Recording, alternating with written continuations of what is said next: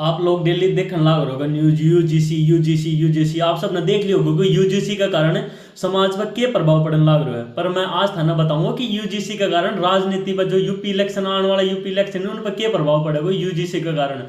UGC rule आया, UGC rule आते ही general caste OBC ST ये दोनों में मतभेद, जनरल कास्ट वाले विरोध करने लग गए, ओबीसी एसटी एससी वाला भाई इसका साथ देने लगे, यूजीसी रूल आना चाहिए।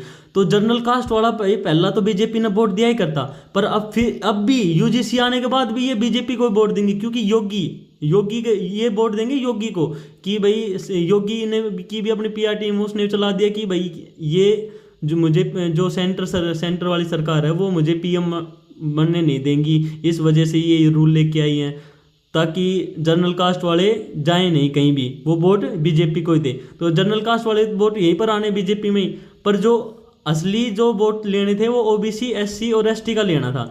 तो ये जो बाकी पार्टी थी वे सब लगभग राजनीति ओबीसी एससी और एसटी वाले करेगा थी भाई, एसपी बीएसपी एएसपी कांग्रेस सब वे जनरल जनरल कास्ट वाला उनने पहला ही वोट नहीं दिया करता, अब भी नहीं देगा, अब भी बीजेपी नहीं देगा।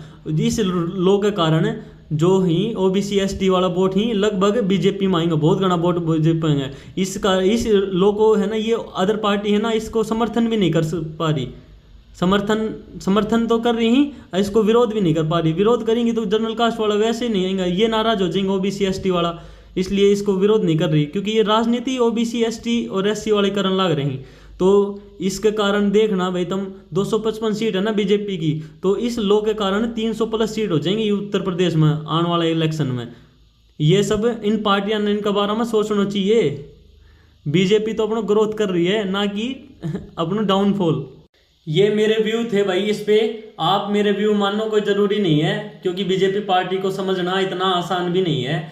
मैं तो यही कहूँगा कि भाई आप इस पे खुद से सोचो समझो कि भाई क्या करना है क्या नहीं, आप खुद के व्यू रखो, मैं तो यही कहूँगा भाई। जय हिंद।